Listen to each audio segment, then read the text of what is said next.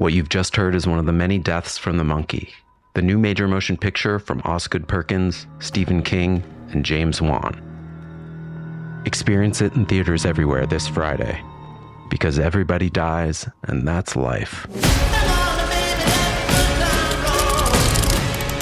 Let's have some fun. Hey everyone, and welcome back to Big Mad True Crime, where we get big mad over true crime. I'm your host, Heather Ashley, and today you'll be hearing Missing Volume 4. Generally, we cover multiple people in our missing volumes, but this week we'll only be covering one: the disappearance of 16-year-old Kiely Rodni out of Truckee, California. Small talk sucks, so let's dive in.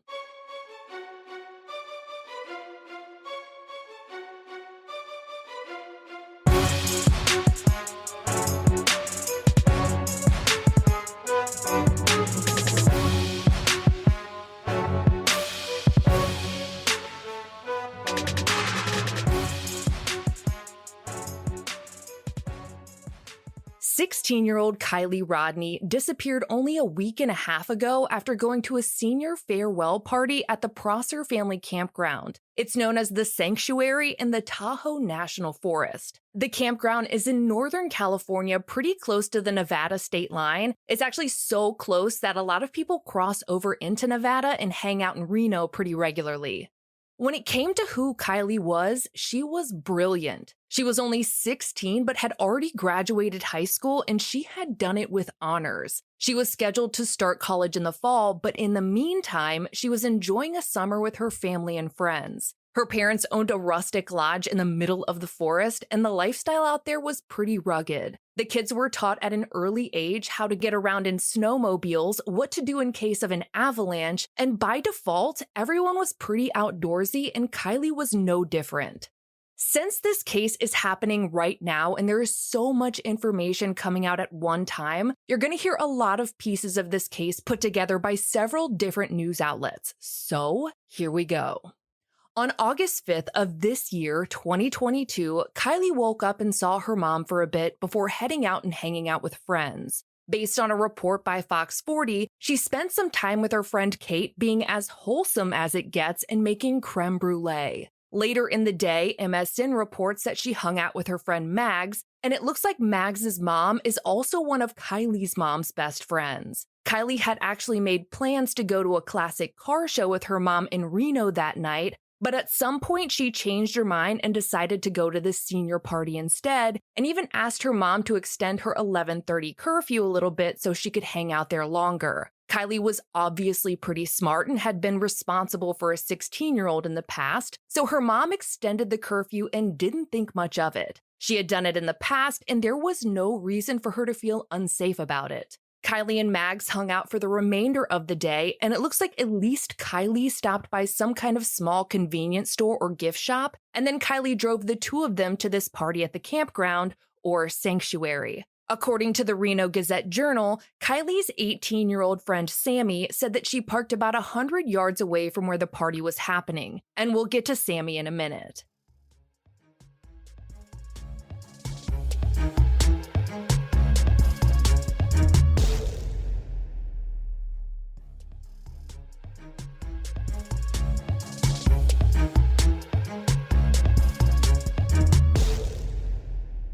Let's talk about this campground for a minute. We know it's in the Tahoe National Forest, and forest sounds like it's dense woods as far as the eye can see, and the word campground can go a lot of ways, but when it comes to this particular area of the forest, it isn't dense woods. Yes, there are trees around, but you have a pretty good view of everything around you, including dirt paths and roads, and the reservoir right beside it. Some people refer to it as the lake, but nonetheless, it's a body of water that people can enjoy when they come out to the campground for actual camping.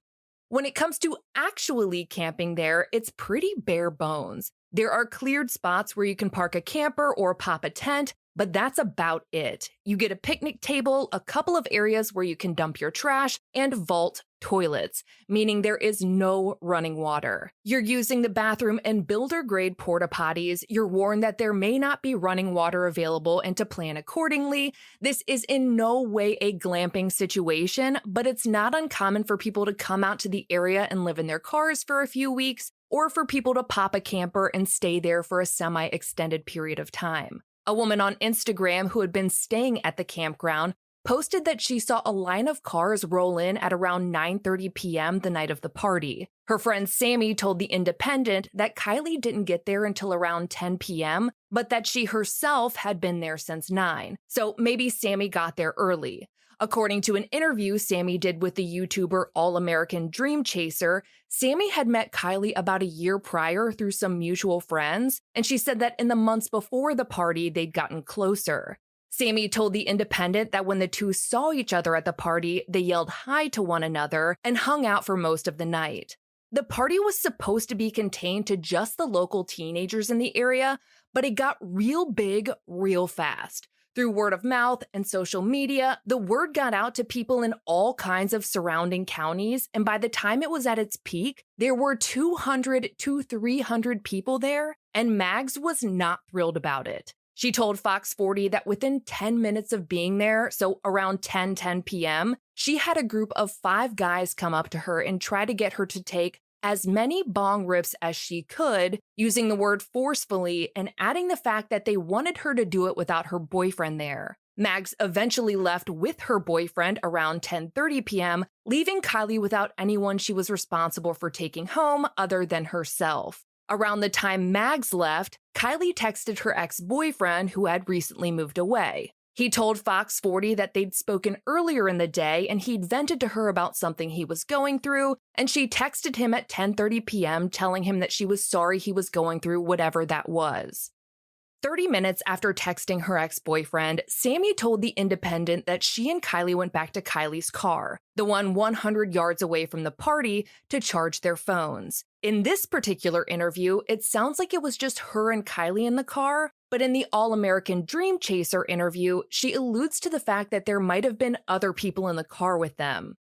In the Independent interview, she says that they talked about arranging for Kiely to give her a ride home that night. In the YouTube video, she says that she wanted Kiely to give her a ride because she wanted to stay later. Reading between the lines, it looks like the ride Sammy had already arranged might have been wanting to leave earlier than she wanted to. It's in the car that Sammy told The Independent that she realized how inebriated Kiely was and that maybe she wasn't the best ride out of there. That being said, according to the Daily Mail, Kiely had told her mom that she was actually going to be the designated driver that night. Though Sammy told The Sun that Kiely only told her mom she was going to be the designated driver because, quote, that's how she was going to the party, giving an alibi so that her mom didn't freak out and say, I want you home earlier. She also told The Sun that Kiely was planning to text her mom saying she couldn't find her friend, which is why she'd be home late. But that's not what she wound up texting her mom.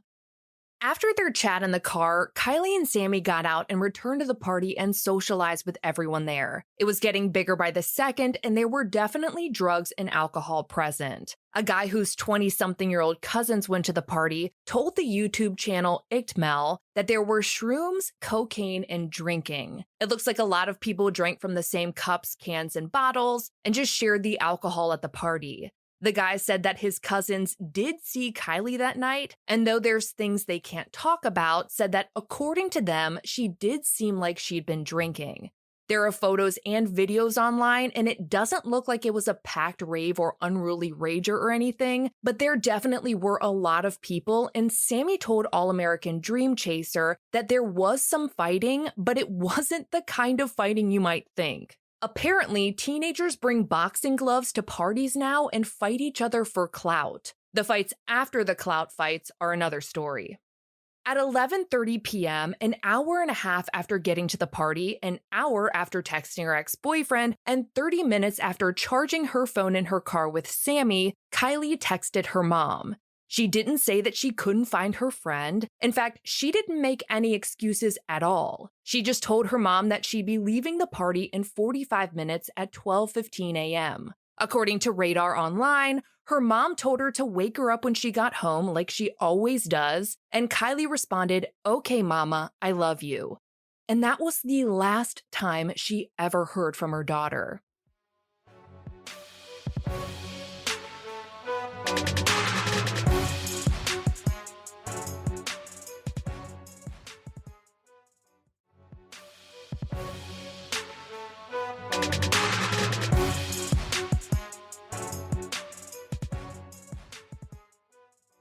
Kiely didn't leave the party at 12:15 a.m. Law enforcement says that around midnight, she told friends that she wanted to go home, and Sammy told The Independent that she said goodbye to Kiely at 12:25 a.m.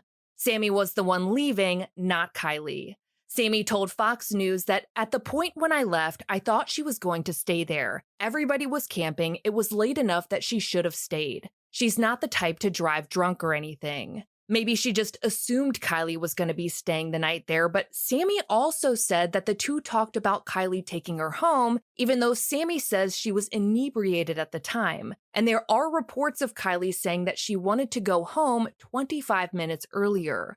Kiely's statements to her mom and other friends all indicated that she had every intent on going home that night. The blanket reporting states that Kiely was last seen at 12:30 a.m., but I'm not able to find any pinpointed source where that timestamp came from. Though Sammy did tell The Sun that the last recording sighting of her was at 12:40 a.m., the word recording makes it sound like it might be from a video that was recovered by someone at the party, but that's the only time I've seen 12:40 a.m. mentioned.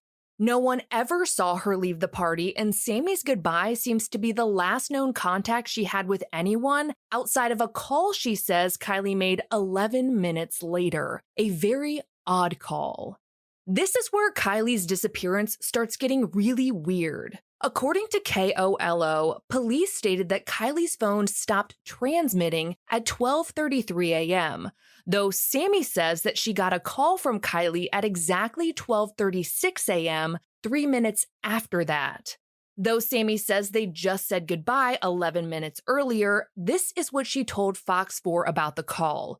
Quote, "So at about 12:36 a.m. in the morning, I saw a call from her, and so she called me. I was on my way home from the party, and she was supposed to give me a ride home, but I had already told her I didn't need a ride home, and I answered it, and she said, 'Hey, where are you? Like, do you still need a ride home?' And I was like, 'No, I already told you this. Like, we're all good. Like, thank you so much.' And she was like, 'Yeah, of course. Love you. Like, good night. Like, I'll see you tomorrow.' And I was like, 'Kay, love you. See you tomorrow. Be safe.' And then after that, nobody has had any contact or sighting of her. So it's been complete radio silence. Her phone has been off, her location isn't on, and nobody seems to have reported even seeing her after 12:30 a.m. So, end quote. That's a lot to take in, and a spokesperson for the sheriff's department told The Independent that they couldn't confirm whether or not Sammy was the last person to talk to Kiely. The question remains, how did Kiely's phone call Sammy 3 minutes after it stopped transmitting? But if a call was placed, it's pretty easy to corroborate. It would have shown the towers that both Kiely and Sammy were pinging off of. Kiely's mom went to bed that night fully expecting her daughter to wake her up when she got home, but at 8 a.m. when her mother woke up, she didn't have any memory of that happening. She told Radar Online that she figured she'd probably just slept through it, or maybe Kiely had told her mom's husband that she had gotten home, but when she realized Kiely's car wasn't in the driveway and that she wasn't in her room, she started to panic. Kiely shared her location with her mom, so her mom went to her phone to try and see where she was and saw that the last time a location picked up on Kiely's phone was at midnight at that party. It wouldn't be wildly out of the question if Kiely had decided to spend the night there, but it would have gone against what she told her mom she was doing earlier in the night, and it didn't explain why her phone hadn't updated her location in 8 hours. Her mom was worried, but knew that she was supposed to meet up with her friends at a local coffee shop in an hour to head out for a camping trip, so she went to the coffee shop to wait for Kiely to show up. The only problem was that Kiely never showed up. With that, her mom called 911 and officially reported her missing. Because Kiely is a minor, there was an overall expectation that an Amber Alert would be sent out, but there are qualifications for an Amber Alert that Kiely's situation didn't meet the criteria for. There wasn't clear evidence of an abduction, she had no proven mental or physical disability, and there was no evidence that she was in immediate danger of being harmed or dying. Just because there wasn't an Amber Alert, though, doesn't mean that the police didn't dive head first into the investigation to find her. They went down to the campground to see if she was still there, but she wasn't, and neither was her car.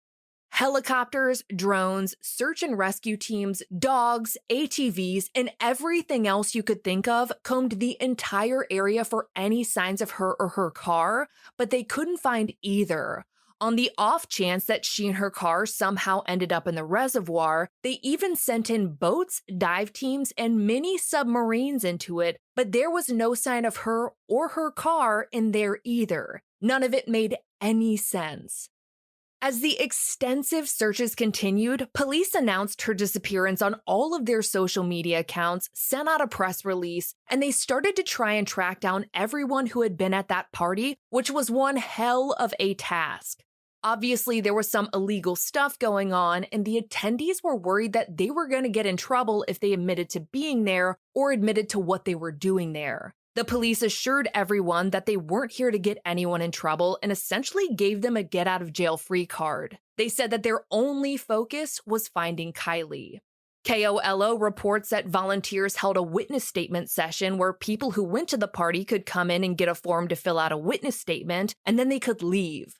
Sammy started holding teen-to-teen events where teens who were at the party could come and talk without any adults or law enforcement around. In a clip shown on All American Dream Chaser, you can see her in front of a microphone telling a crowd of people at a search party that she's the person kids should be talking to, that she's in contact with the investigators and even the FBI, who had since been called in. She spun around so that everyone could see what she looked like. She instructed parents to drop their kids off at the teen-to-teen events and then drive away as far as possible to where they can't see or hear their kids. Some teens came forward, but a lot of them didn't. Sammy seemed to take it upon herself to essentially take the reins as the self-appointed spokesperson for what went on that night, and was in countless news reports giving endless quotes that gave some insight and some confusion into what happened that night.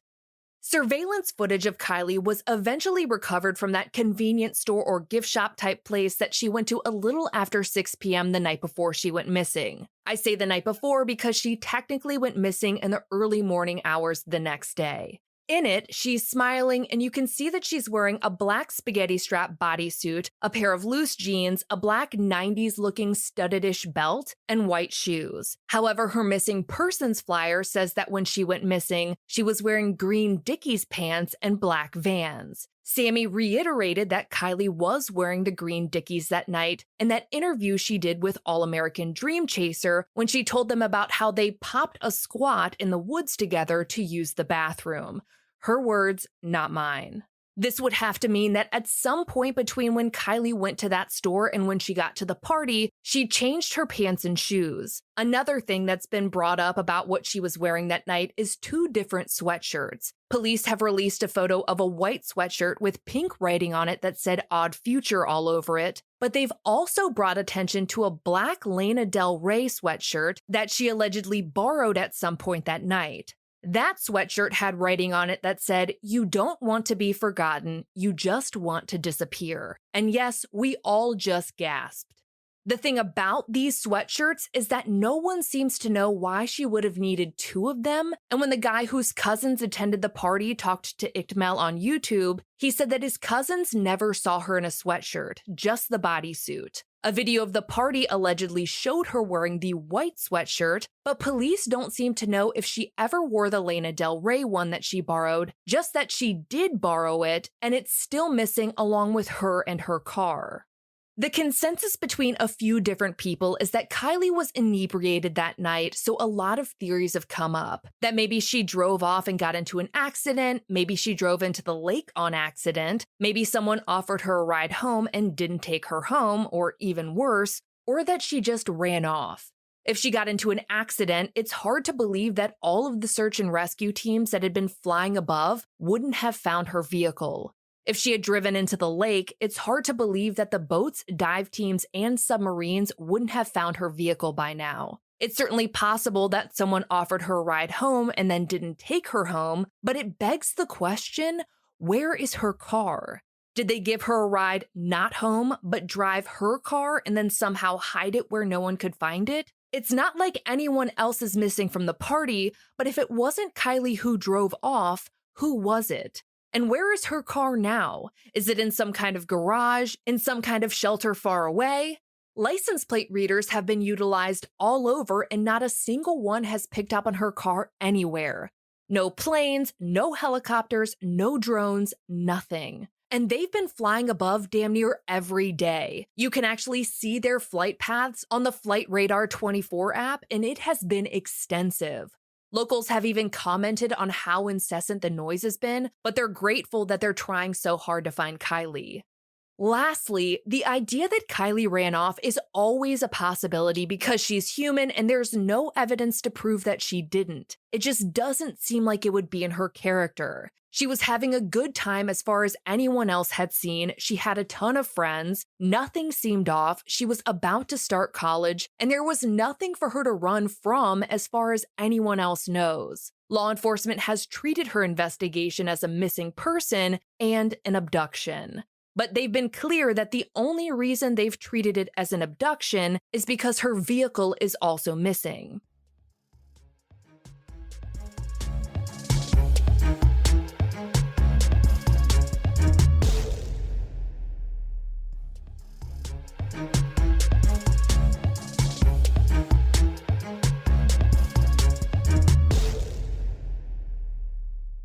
Since everything seems to come back to the party, let's take a look at what has been said. Sammy told The Sun, quote, "Now we know there were a lot of college people, teens are coming out in our teen-to-teen talks. There were a lot of sketchy older guys that were seen there. This was right about when I left, when we had the last contact." Sammy told ABC6 that Kiely was having fun at the party just being a teenager. She said that she believes the party was safe and that everything Kiely drank out of, she drank out of. Sammy told Fox News that there were plenty of people they hadn't met there, but none of them seemed suspicious, gave them unwanted attention, or followed them around. She said she didn't notice anyone much older at the party, that there were some college students there, but that it wasn't not usual since it's a vacation spot. Kiely's friend's mom told The Sun that she heard there were some college boys that showed up around 12:30 and it got kind of weird, so a lot of the younger teams left about that time. That would add up with what the woman who was staying at the campground posted on Instagram. She says that she saw another line of cars leaving at that time, 12:30 a.m. Since the party, the search for Kiely hasn't stopped. Though they've slowed down on the ground searching and are focusing more on the investigative side, the effort is still the same. According to News 2, they've gotten more than 1,100 tips and have spent more than 14,600 total man-hours searching for her across several different law enforcement agencies, including federal ones. They have reiterated over and over that they need everyone who was at the party to please come forward and to turn over photos and videos that they took while they were there. They stress that they're not there to get anyone in trouble, they just want to find Kiely. KCRA reports that law enforcement got wind that there have been adults dissuading people from coming forward and that they warned that anyone who was caught doing that will be arrested.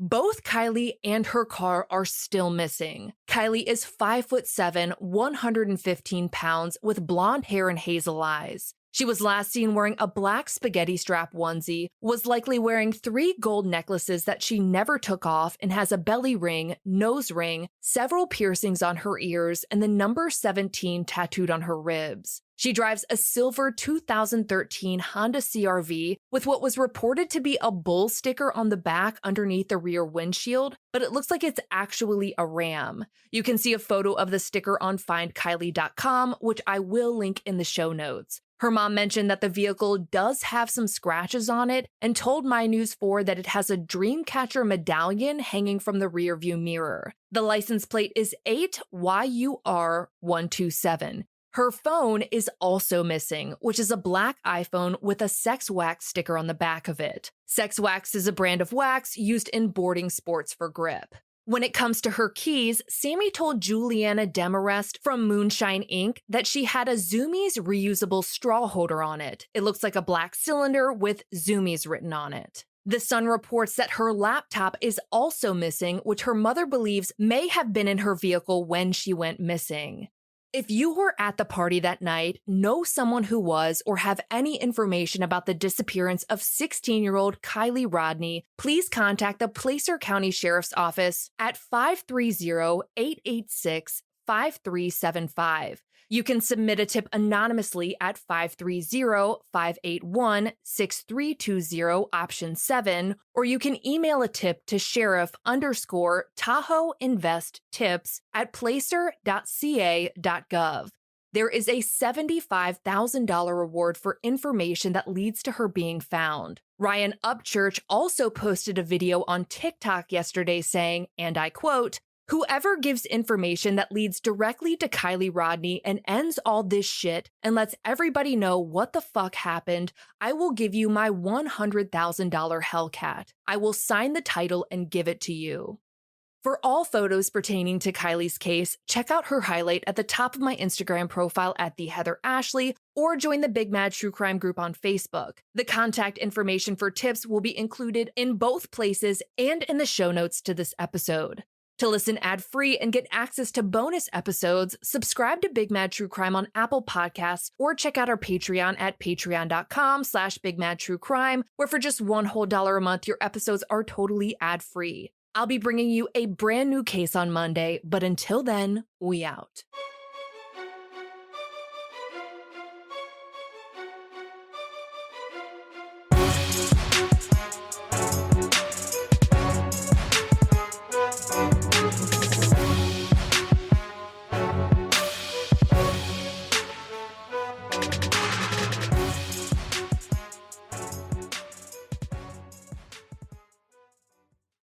Master of horror Stephen King raves about the monkey. You've never seen anything like it. It's insane. The monkey that likes killing our family, it's back. Critics are calling it the most fun horror movie in years. It's a bloody, bloody, bloody fun time. Dad, I'm scared. I know. From producer James Wan and Longlegs writer-director Osgood Perkins comes the horror movie event of the year, The Monkey. Rated R. Now playing in theaters.